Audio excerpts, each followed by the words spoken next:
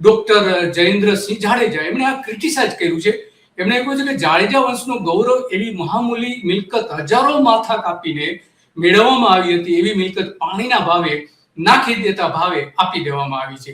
અને જાણીતી કંપની એને એના એક સેન્ડર ઉપર એમણે મૂકેલું છે, આપણે જે પાછળથી જોવાના છીએ કે એ કૌભાંડી કંપનીને આપી દીધી છે, એવું એમનું કહેવું છે.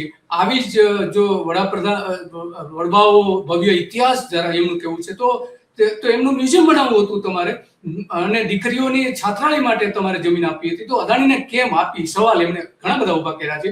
અને અદાણી વિશે કેટલાક પેલા શબ્દો પણ વાપરેલા છે જે આપણે અહીંયા બોલતા નથી.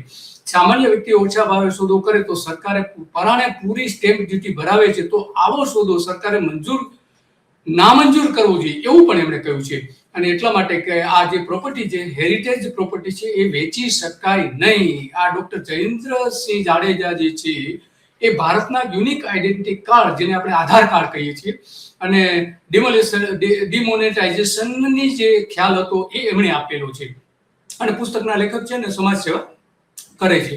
તો આ અંગે આપણી સાથે વાત કરવા માટે જોડાઈ ગયા છે સંજયભાઈ. આ કે છે જામનગરમાં ઘણી બધી વિગતો જાણે છે અને